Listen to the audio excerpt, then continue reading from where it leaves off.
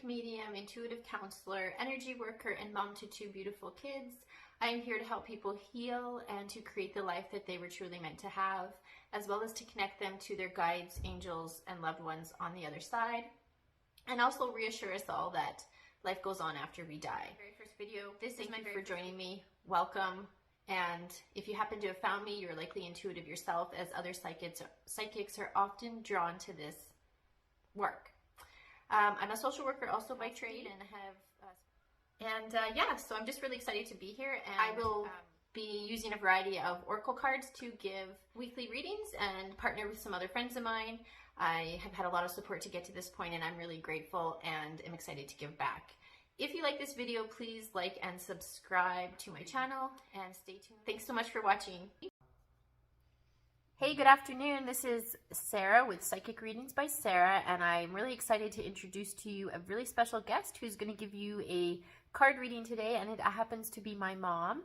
And so I really hope you enjoy her reading that she's going to share with you, and if you like it, please like and share. And to help Sarah's channel today, I'm going to give a lesson on how to tap into your intuition. But I have no desire to be on camera, so bear with me with the invisible presenter. When you have lost connection with the intuitive knowledge you were born with, and when you want to get that knowledge back, there are a variety of tools you can use. Some people find help through using crystals, some through dream interpretations, some simply through meditation or yoga practice. The tool I use most often is through pulling cards from a variety of oracle card decks. In this video, I will try to demonstrate how I draw and interpret an oracle card. Today I'm working with the John Holland Psychic Tarot Oracle deck. This is a great starter deck if you decide to try using cards as a tool to tap into your intuition. So first, I tap the deck with my knuckles to clear any energy from the last use of this deck. As I shuffle the cards, I set the intention of drawing a card that will demonstrate both how to tap into intuition and how to explain it. While shuffling, I'm already reaching towards my intuitive side, and thus I respond to what my gut tells me to do.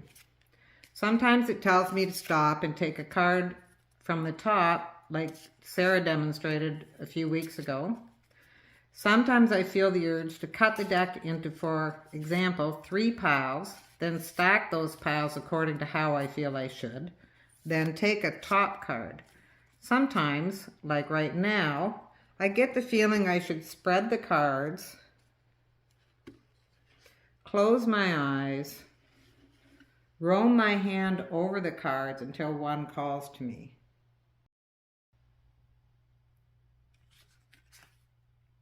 So these two cards came up together, and so we'll have to read both of them. So first I examine the card. That's one of them.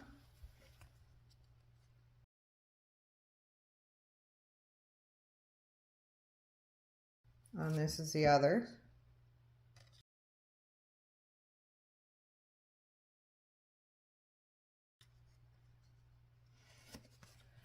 And I take note of the color of the border and the number.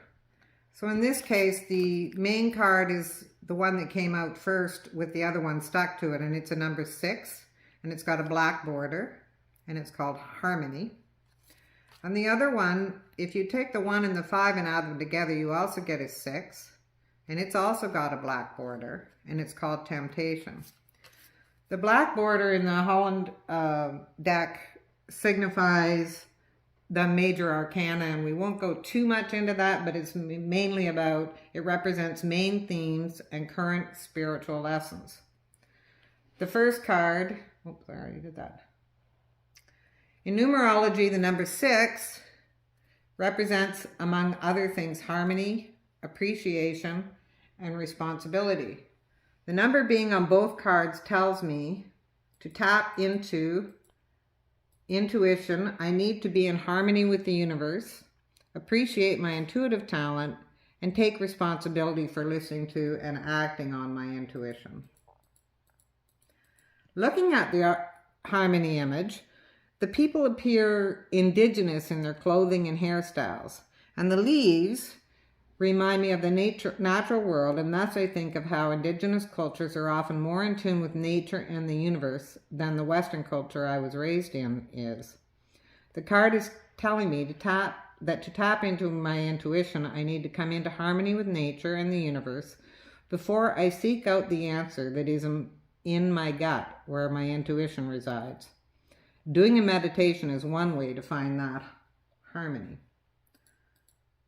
On the other hand, the temptation image is reminding me that when I reject the sun universe, represented by the globe in the upper left, tentacles can rise up around and entrap me, pulling me from my intuitive understanding and operating in the world towards my logical and analytical ego self. This is a trap, a temptation I must resist. When you start with cards, it might seem overwhelming. Most decks come with a book that gives you the deck's creator's interpretation of the cards. At the beginning, try just following the practice outlined above before reading what the book says about the card you have drawn. Your intuition will draw you to the parts of the card you need to pay attention to. You can then read what the author of the deck has to say about the card, bearing in mind that the cards are now yours and your intuition is what is relevant to your situation.